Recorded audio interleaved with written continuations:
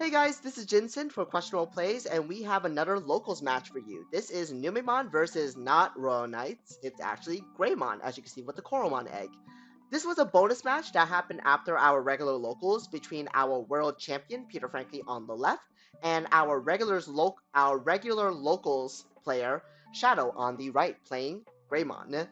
This is a very interesting matchup because Greymon likes to go really tall, do some good damage here and there, while Numemon, of course, is either I'm gonna go wide or I'm gonna go tall with this Monzemon, have security +1, and just slap you down with a giant mega of my choice.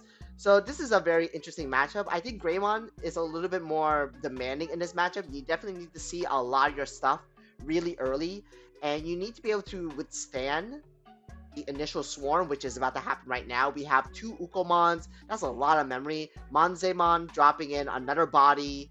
Now you have security +1 live. If that were to get deleted, you can save a piece and also drop another body. And as you can see here, Numemon is just really good at 3 game plans. It's either go wide, go tall, or board control. It's just so cool that the Monze X has been overperforming ever since release. I've been genuinely impressed with Monze X. That card is just so amazing. And combined with the RB1 Monzemon, it's just like, oh, we just have it all. We're just a jack of all trades, and we actually master them all. Because you can play in any way you want based on the board state, which is really cool for a deck to do. And of course, the Ukomons just send the deck across the moon. Like, coming BT16, we're going to have a Ukomon that can search for a Digimon and a Tamer, and reset your egg. Again, just adding more consistency to the deck. And the promo Ukomon is, of course, just putting in more work. Like, look at here, like, we have 4 bodies after all of that. Extra memory, extra draws, extra everything, reopen the egg. It's just really awesome to see, like, this deck perform in such a like powerful way. Like, you could do whatever you want. You have so many modes of play, so many options you can do. And as you can see here, Greymon has been struggling. He did not survive the initial swarm. He could fend off for a little bit longer, but unfortunately, I think there's a point where you're just gonna get outswarmed by, well, as you can see here, we're just gonna save a body part. No, oh god. Well, technically do save a body part. It's part of the stack. If a Digivolution card is a body part to the stack. X Antibody, Protoform putting in work, able to grab back Monzemon, able to heal a little bit, which is kind of like a bonus. It's not the important part, but we get to heal. And now we could just recycle all of our pieces once more. We have a Monzemon ready to go. We have a Platinum Numemon summoned. We're going to go into Quartzmon, able to, like, get a Tamer, get a memory from that Evo, and just like put a Numemon on board, and it's like, yeah, I have a Quartzmon. Even if you tuck it away with Omnimon X Antibody, I still have this Numemon ready to swing. And yeah, that's a rough situation to be in. Like, I don't know what you can do in this matchup. Well, in this matchup at this point, there's really not much you can do. I think we're just going through, like, you know, play all of our outs before we decide to be like, okay, let's just move on to game 2. Game 1 goes to Numemon very swiftly. That was a very clean match. Greymon definitely needs a lot to handle this match. They need to see the ties early, their stack early, build it in the back pretty early, and they just gotta hope that Numemon doesn't start the swarming cycle, because 2 Ukomons back to back just means, like, yeah, we're just gonna have like 4 or 5 bodies on board ready to swing in, especially with Satsuki giving her Numemon rush. It's just so potent to just, like, not like OTK, but do a lot of heavy damage early on to just put your opponents at 0 pretty fast or low to basically threaten lethal like the following turn, and they have to respond back immediately with like some type of board wipe, some type of control aspect. Definitely hard to like combat that. And Numemon is also a deck that doesn't really have, like, I won't say bad rookies, but they don't really have any rookies that like synergize with them very well, because they're really designed to have like these powerful effects as level 4s. So, like, I guess in compensation, they don't really have any level 3s that really work with them. There's no rookie searcher except for BT16 Uko. There's no like rookie that could like help you facilitate the Numemon stuff. So it's pretty much like until we get to BT16, we're just like using a couple of filler rookies here and there depending on your base. If you're running purple base, you're running like, yeah, I think like maybe if you want some floodgates, but also you're running like other things. I'm not familiar with the purple base. I'm just more familiar with the black base because I always see Peter play the black base a lot, so I'm able to like I remember that core a lot more.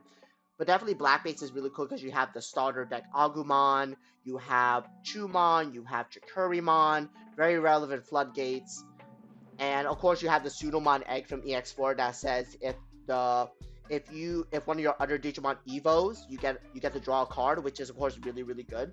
It does outforce you to keep those like Ukomons on board, not ready to swing out yet, versus like the purple base, which I'm noticing is a little bit more aggressive because of Demi-Meramons. So it allows you to get more aggressive, get more cycle going. I just forgot what rookies they play.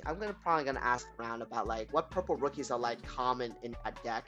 I think it is the Gabumons. I think Gabumon from the starter deck, the new purple Metal Garurumon starter deck. They play that Gabumon.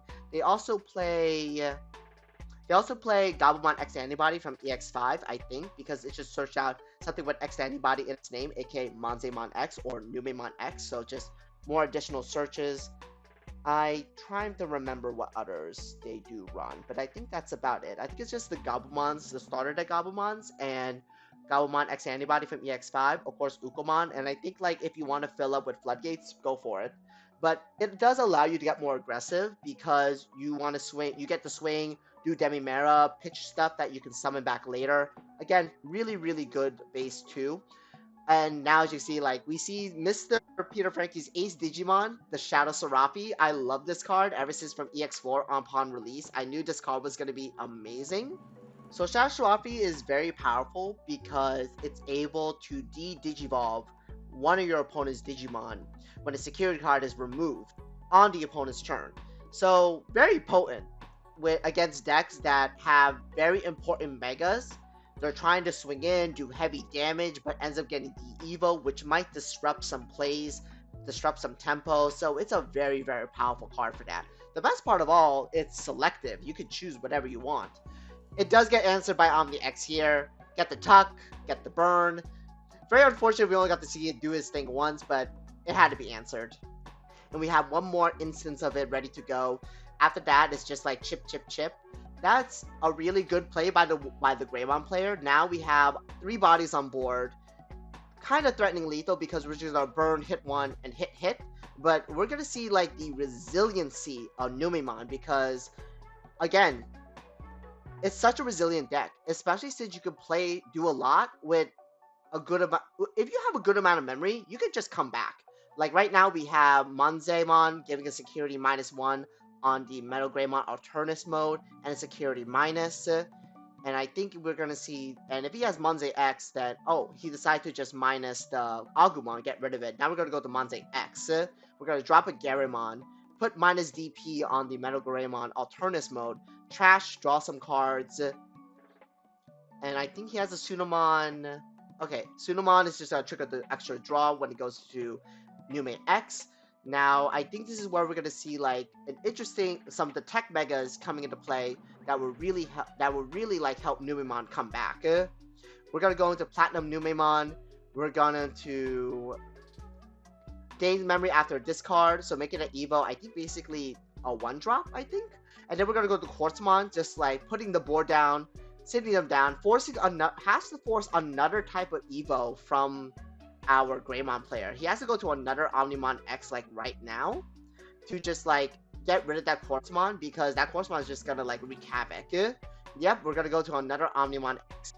Just sending down another Quartzmon. These Omnimon X's have been putting in so much work recently. And honestly, now we're staring down 2 giant megas. This is kind of scary, but I know Numemon can make a comeback from this because we do have 4 memory to work with. That is actually more than enough to just start snowballing again because we're just going to DP minus, security -1, the other Omnimon, go to Quantumon to tuck the other Omnimon X into security, getting rid of everything. And then now we just do a reveal, trash something, probably going to be a Digimon card because that's probably the best thing right now. because then we don't get tucked by another Omni X effect or whatever, mind you. Don't get the Evo, don't get whatever, because another thing about Wargreymon is that it does have a very open toolkit. It has the BT8 Metal Greymon that can do Evo stuff. Just making sure that the Wargreymon player has like the least amount of options possible. We're gonna do one more trash, so we're gonna see like if he can like seal off, I mean not seal off, but finish the game, because Numemon is at a very low life total. I am rooting for Numemon because I just think the deck is just so resilient and it just has so many awesome plays it could do. We're gonna go into a Metal Grey X from BT11 with the Protoform intact. I am wondering what he's gonna go in after this, because Quantumon is immune to Digimon effects, so definitely like can't like be affected by anything like another Omni X. And just for example, like this, the Blitz Greymon, this was a tech that I believe Shadow was mentioned to me that he wanted to try out. It does have a D-Evo effect, but thankfully Quantumon is protected from Digimon effects for the turn, so won't get D-Evoed. It will stay standing. It does have the inheritables, which is really nice because you can actually trigger the inheritables like so, even if it's a Quantumon. It is just when this Digimon is deleted, you can just play a Numemon. So like Platinum, we discard one, gain 2 memory. That Platinum Numemon is just putting in so much extra work.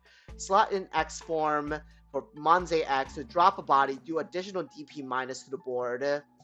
Attach Sasuke to give it rush and jamming. Again, all of a sudden, Numemon has a board again. Just all of a sudden, just has a board. Play your Crimson Blazes, everyone, because you're definitely going to need them against Numemon.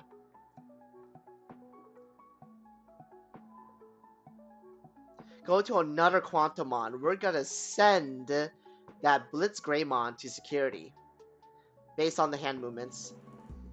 So we're going to save a piece, send Blitz Grey to security, do the Chaos the Great effect again, and probably just choose another Digimon. Yep, just choose another Digimon so that Quantumon does not get affected by any random Digimon effects that might come its way.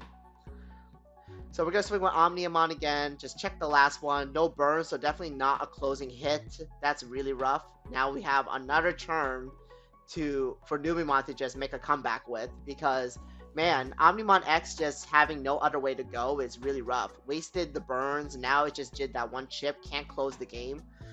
Unless there's a random black hybrid in there, which is probably not likely based on like what we see from this deck. There's probably no space for a black hybrid tech.